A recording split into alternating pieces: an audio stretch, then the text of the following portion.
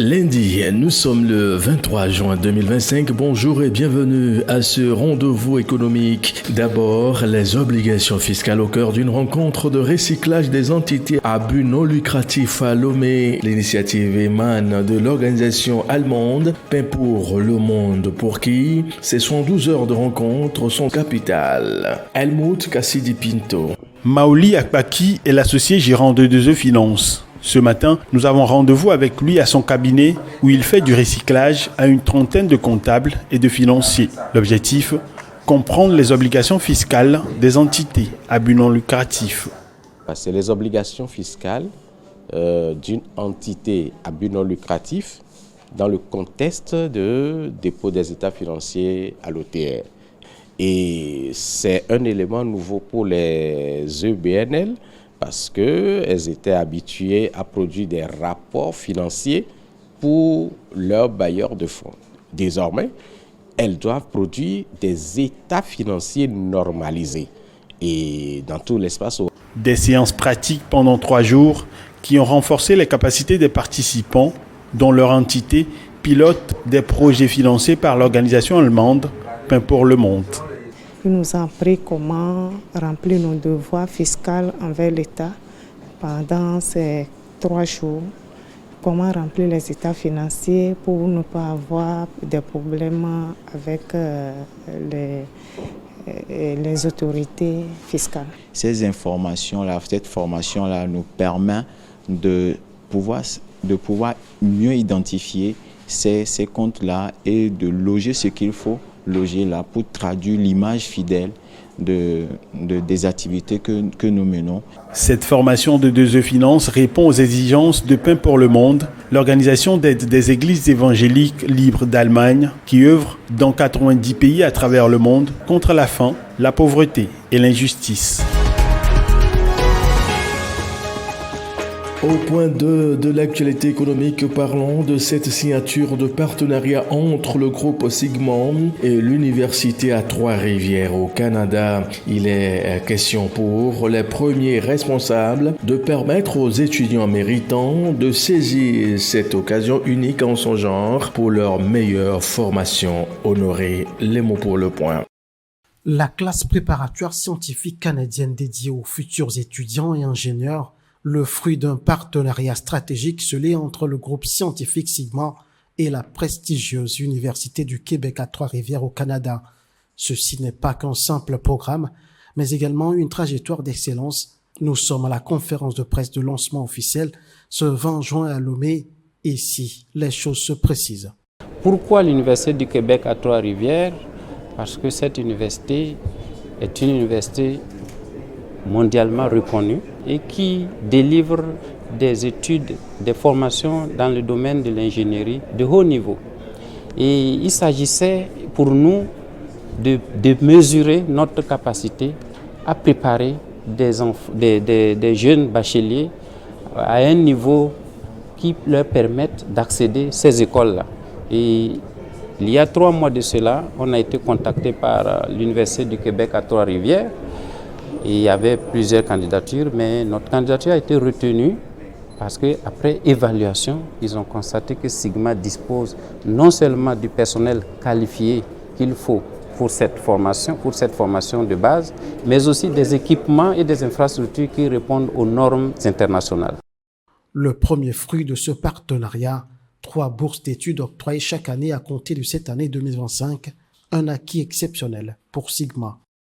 Dès la signature, aujourd'hui, nous avons 3 bourses et ces 3 bourses ne se limitent pas à la seule année. Chaque année, après le bac, les 3 meilleurs élèves bacheliers de Sigma bénéficieront automatiquement des 3 bourses. Il va y avoir des cours, il va y avoir 2 sessions comme à l'Université du Québec, donc une année, donc 2 sessions, donc de septembre à décembre et de janvier autour donc de la fin mai, où ces cours et ces ateliers vont être dispensés. Donc, travailler, être étudiant et s'assurer donc de réussir votre scolarité avant de revenir. Donc, à travers les 2 sessions qui vont être complétées ici, ils pourront intégrer donc la 2e donc, année en ingénierie, si c'est le cas, pour que les 4 années soient complétées à l'université. Ce programme repose sur une évaluation rigoureuse du potentiel infrastructurel, technologique et formatif du groupe scientifique Sigma. Reconnu pour son excellence dans les domaines scientifiques et technologiques depuis 7 ans déjà, le groupe Sigma offre une formation de haut niveau dans les sciences fondamentales et appliquées.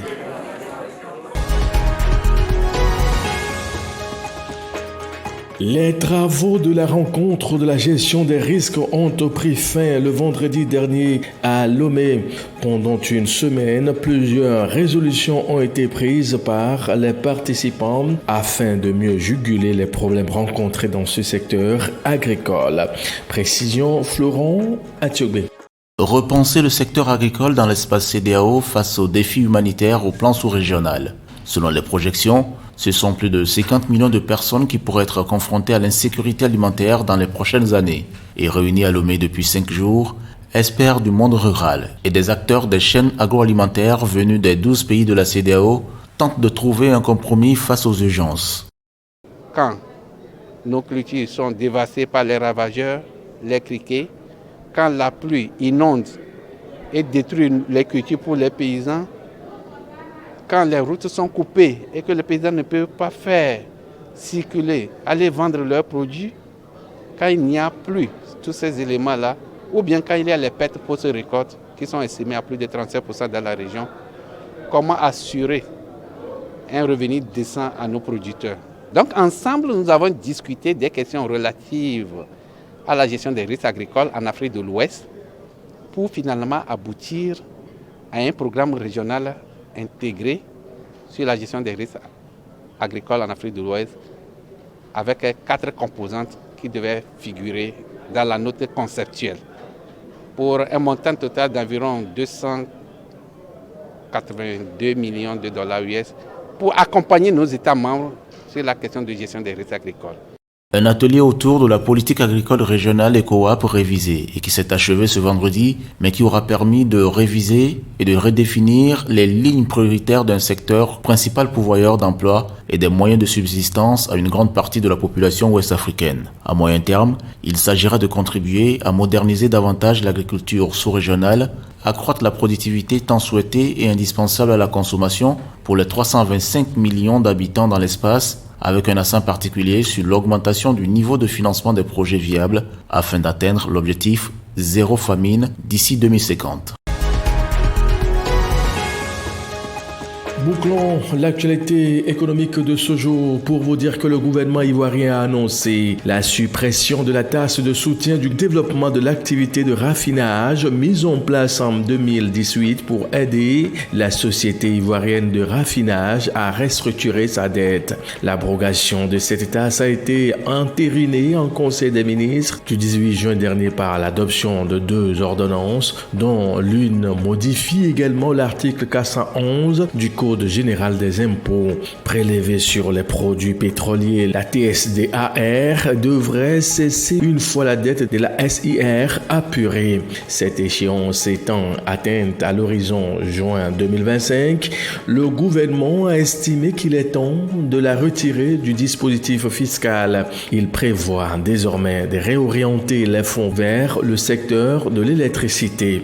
À partir du 1er juillet 2025, environ 2 tiers des recettes provenant de l'ancienne TSDAR seront allouées au financement des investissements prioritaires non productifs du secteur de l'électricité au titre d'une taxe spécifique unique, explique le communiqué du gouvernement.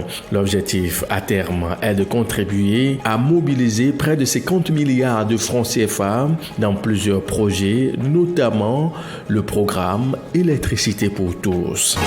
Et c'est ainsi que nous mettons un point à cette édition. Très bonne suite de nos programmes à vous tous et à très vite.